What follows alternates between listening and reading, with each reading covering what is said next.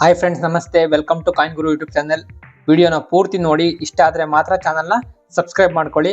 ಅದೇ ರೀತಿ ವಿಡಿಯೋಗೆ ಒಂದು ಲೈಕ್ ಮಾಡಿ, ವಿಡಿಯೋನ ಹೈಪ್ ಮಾಡಿ, ನಿಮ್ಮ ಫ್ರೆಂಡ್ಸ್ಗಳಿಗೆ ಶೇರ್ ಮಾಡಿ, ನಿಮ್ಮ ಅನಿಸಿಕೆಗಳನ್ನು ತಪ್ಪದೇ ಕಮೆಂಟ್ ಮಾಡಿ.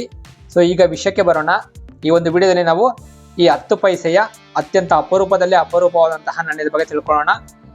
ಯಾಕೆ ಈ 10 ಪೈಸೆಯ ನಾಣ್ಯ ಇಂಪಾರ್ಟೆಂಟ್, 10 ಪೈಸೆಯ ಈ ಒಂದು ನಾಣ್ಯಕ್ಕೆ ಇಂದಿನ ಕಾಲದಲ್ಲಿ ಎಷ್ಟು ಬೆಲೆ ಇತ್ತು, ಮತ್ತೆ ಆ ಒಂದು 10 ಪೈಸೆನ ಇವತ್ತಿಗೆ ನಾವು ತರ್ಜುಮೆ ಮಾಡಿದ್ರೆ ಎಷ್ಟು ಬೆಲೆಯನ್ನ ಬಾಳುತ್ತೆ, ಇವೆಲ್ಲವನ್ನು ನಾನು ಈ ವಿಡಿಯೋದಲ್ಲಿ ಸಂಕ್ಷಿಪ್ತವಾಗಿ ವಿವರಿಸ್ತೀನಿ.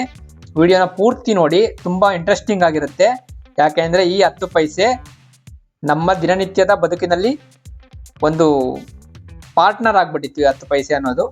ಸೊ ಈ 10 ಪೈಸೆಯಲ್ಲಿ ಮತ್ತೊಂದು ವಿಶೇಷತೆ ಇರುವಂತದ್ದು, ಈ ನಾಣ್ಯಗಳಿಗೆ ಅಲ್ಯೂಮಿನಿಯಂನ ಹೆಚ್ಚೆಚ್ಚಾಗಿ ಬಳಸ್ತಾ ಇದ್ರು. ಈ ಪೈಸೆಯ ನಾಣ್ಯಗಳಿಗೆ ಫಸ್ಟ್ ಕಾಯಿನ್ಗೆ ಈ ಸ್ಟೈನ್ಲೆಸ್ ಸ್ಟೀಲ್ ಅನ್ನ ಬಳಸಿರುವಂತದ್ದು ನೀವು ನೋಡ್ತಾ ಇದ್ದೀರಾ. ಇದಕ್ಕೂ ಮೊದಲು ಬಂದಂತಹ 10 ಪೈಸೆಗಳು ಸ್ಟೈನ್ಲೆಸ್ ಸ್ಟೀಲ್ ಇರಲಿಲ್ಲ, ಅಲ್ಯೂಮಿನಿಯಂ ಇತ್ತು, ಮತ್ತೆ ಇತರೆ ಬೇರೆ ಬೇರೆ ಲೋಹಗಳಿಂದ ಮಾಡಿರ್ತಾ ಇದ್ರು. ಈ ಒಂದು ನಾಣ್ಯಕ್ಕೆ ಮಾತ್ರ ಸ್ಟೈನ್ಲೆಸ್ ಸ್ಟೀಲ್ ಅನ್ನ ಫಸ್ಟ್ ಗೆ ಬಳಸಿರುವಂತದ್ದು. ತುಂಬಾ ಚಿಕ್ಕಿರುವಂತಹ ನಾಣ್ಯ ನೋಡಿದ್ದೀರಾ, ನನ್ನ ಕಿರುಬೆರಳಿಗಿಂತ ಅಷ್ಟೇ ದಪ್ಪ ಇರುವಂತದ್ದು, ತುಂಬಾ ಚಿಕ್ಕದಾಗಿರುವಂತಹ ನಾಣ್ಯ. ಸೊ ಈ ನಾಣ್ಯದ ವಿಶೇಷತೆಗೆ ಬರೋಣ. ನಾನು ನಿಮ್ಗಾಗ್ಲೇ ಹೇಳಿದೆ, ಈ ನಾಣ್ಯ ಸ್ಟೈನ್ಲೆಸ್ ಸ್ಟೀಲ್ ಇಂದ ಮಾಡಿರುವಂತದ್ದು, ಫೆರಾಟಿಕ್ ಸ್ಟೈನ್ಲೆಸ್ ಸ್ಟೀಲ್ ಅಂತಾರೆ ಅಥವಾ FSS ಅಂತಾರೆ. FSS ಮೆಟಲ್ ಇಂದ ಮಾಡಿರುವಂತದ್ದು.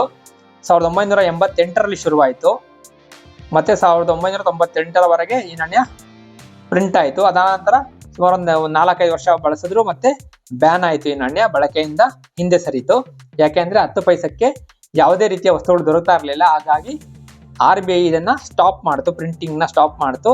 ಜನರು ಕೂಡ ಬಳಕೆಯನ್ನ ಸ್ಟಾಪ್ ಮಾಡಿದ್ರು. ಈಗ ಈ ಒಂದು ನಾಣ್ಯದ ಬೆಲೆ, ಇತರೆ ಮಾಹಿತಿಗೆ ಬರೋಣ. ಈ ನಾಣ್ಯ ಸುಮಾರು 1.85 ಗ್ರಾಮ್ ಅಷ್ಟು ತೂಕವನ್ನು ಹೊಂದಿರುವಂತದ್ದು, 2 ಗ್ರಾಮ್ ಕೂಡ ಇಲ್ಲ. 1.85 ಗ್ರಾಮ್ ಅಷ್ಟು ತೂಕವನ್ನು ಹೊಂದಿರುವಂತದ್ದು, 16 mm ಸುತ್ತಳತೆಯನ್ನು ಹೊಂದಿರುವಂತದ್ದು, ಅದೇ ರೀತಿ ಸರ್ಕ್ಯುಲರ್ ಶೇಪ್ ಅನ್ನು ಹೊಂದಿರುವಂತದ್ದು. ನೋಡ್ತಾ ಇದ್ದೀರಾ, ಸ್ಮೂತ್ ಎಡ್ಜ್ ಇರುವಂತದ್ದು, ಯಾವುದೇ ರೀತಿಯ ಸೆಕ್ಯೂರಿಟಿ ಎಡ್ಜಸ್ ಅನ್ನ ಈ ಒಂದು ನಾಣ್ಯ ಹೊಂದಿಲ್ಲ. ಸೊ ಈ ನಾಣ್ಯದಲ್ಲಿ ಹಲವಾರು ರೇರ್ ಕ್ಯಾಟಗರಿ ಮತ್ತೆ ರೇರ್ ಇಯರ್ ನ ನಾಣ್ಯಗಳಿರುವಂತದ್ದು. ರೇರ್ ಕ್ಯಾಟಗರಿ, ಸ್ಕೇರ್ ಕ್ಯಾಟಗರಿಯಲ್ಲಿ ಈ ನಾಣ್ಯ ಇರುವಂತದ್ದು. ಸೊ ಇನ್ನೊಂದು ವಿಶೇಷತೆ ಏನಪ್ಪಾ ಅಂದ್ರೆ, ಈ ಒಂದು ನಾಣ್ಯ 1988ರಲ್ಲಿ ಏನ್ ಶುರುವಾಯಿತು, ಭಾರತದ 4 ಮಿಂಟ್ಗಳಲ್ಲೂ ಕೂಡ ಬಿಡುಗಡೆ ಆಯಿತು, ಅಂದ್ರೆ ಪ್ರಿಂಟ್ ಆಯಿತು. ಬಾಂಬೆ, ಕೋಲ್ಕತ್ತಾ, ಹೈದರಾಬಾದ್, ನೋಯ್ಡಾ ಸಾಲದು ಎಂಬಂತೆ ವಿದೇಶದ ಒಟ್ಟಾವಾ ಮಿಂಟ್ ಅಲ್ಲಿ ಕೂಡ ಇದೊಂದು ನಾಣ್ಯ ಪ್ರಿಂಟ್ ಆಗಿರುವಂತದ್ದು. ಏನ್ ನೋಡ್ತಾ ಇದೆಯಾ, 1988ರ ಕೆಳಗಡೆ ಸಿ ಮಾರ್ಕ್ ಕಾಣಿಸ್ತಾ ಇದೆಯಲ್ಲ. ಮತ್ತೊಂದು ನಾಣ್ಯದಲ್ಲಿ ತೋರಿಸ್ತೀನಿ, ಸ್ಪಷ್ಟವಾಗಿ ನಿಮ್ಗೆ ಗೊತ್ತಾಗುತ್ತೆ ನೋಡಿ. ಸಿ ಮಾರ್ಕ್ ಕಾಣಿಸ್ತಾ ಇದೆಯಲ್ಲ, ಆ ಸಿ ಅನ್ನೋ ಮಾರ್ಕ್ ಒಟ್ಟಾವಾ ಮಿಂಟ್ಗೆ ಸೂಚನೆಯನ್ನ ಕೊಡುತ್ತೆ. ಇದು ಒಟ್ಟಾವಾ ಮಿಂಟ್ ಅಲ್ಲಿ ಪ್ರಿಂಟ್ ಆಗಿದೆ ಅಂತ. ಹೇಗೆ ನಮ್ಮ ಹೈದರಾಬಾದ್ ಮಿಂಟ್ಗೆ ಸ್ಟಾರ್ ಇದೆ, ಮತ್ತೆ ಕೋಲ್ಕತ್ತಾ ಮಿಂಟ್ಗೆ ಯಾವುದೇ ಮಿಂಟ್ ಮಾರ್ಕ್ ಗಳಿಲ್ಲ, ಬಾಂಬೆ ಮಿಂಟ್ಗೆ ಡೈಮಂಡ್ ಶೇಪ್ ಇದೆ, ಅದೇ ರೀತಿ ಡಾಟ್ ಮಾರ್ಕ್ ಇದ್ರೆ ನೋಯ್ಡಾ ಮಿಂಟ್ ಅಂತೀವಿ.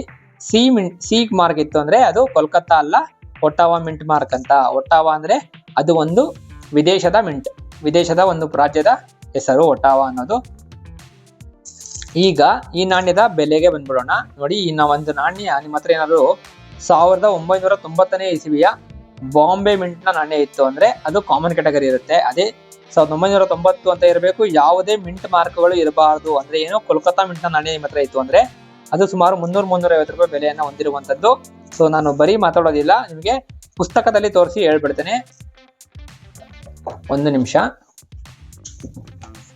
ನೋಡಿ, ಇದೇ ಆ ಒಂದು ಪುಸ್ತಕ, ಸಾಯಿನಾಥ್ ರೆಡ್ಡಪ್ಪ ಅವರ ಪುಸ್ತಕ. ಯಾರಿಗಾದ್ರೂ ಈ ಪುಸ್ತಕ ಬೇಕು ಅಂದ್ರೆ ನನ್ನ ವಿಡಿಯೋದಲ್ಲಿ ಡಿಸ್ಕ್ರಿಪ್ಷನ್ ಕೊಟ್ಟಿರ್ತೇನೆ, ಬೈ ಮಾಡಬಹುದು. ನೋಡಿ, ನಾನು ಹೇಳಿರುವಂತಹ ಎಲ್ಲ ಡೀಟೇಲ್ಸ್ ಇರುವಂತದ್ದು, 10 ಪೈಸೆಯ ಪ್ರತಿಯೊಂದು ಇಲ್ಲಿರುವಂತದ್ದು ಡೀಟೇಲ್ಸ್. ಸೊ ನಾಣ್ಯದ ಮುಂಭಾಗದಲ್ಲಿ 10 ಪೈಸೆ ಅಂತ ಬರೆದಿರುವಂತದ್ದು, ಪೈಸೆ ಅಂತ ಅಷ್ಟೇ.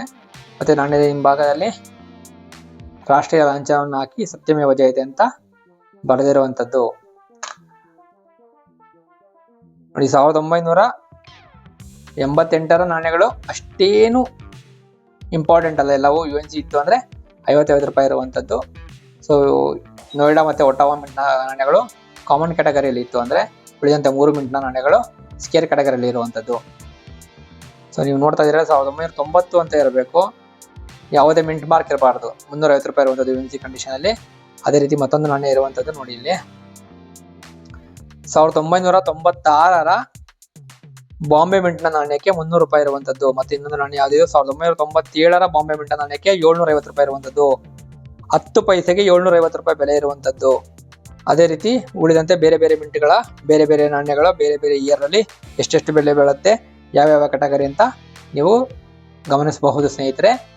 ಸೊ ವಿಡಿಯೋ ಇಷ್ಟ ಆಗಿದ್ರೆ ವಿಡಿಯೋಗೆ ಲೈಕ್ ಮಾಡಿ, ಚಾನಲ್ನ ಸಬ್ಸ್ಕ್ರೈಬ್ ಮಾಡ್ಕೊಳ್ಳಿ. ನೋಡ್ಬೋದು ನನ್ನ ಹತ್ರ ರಾಶಿ ನಾಣ್ಯಗಳಿರುವಂಥದ್ದು. ವಿಡಿಯೋನ ಕೊನೆವರೆಗೂ ನೋಡಿದ್ದಕ್ಕೆ ಧನ್ಯವಾದಗಳು. ಸಿಗೋಣ ಮುಂದಿನ ವಿಡಿಯೋದಲ್ಲಿ.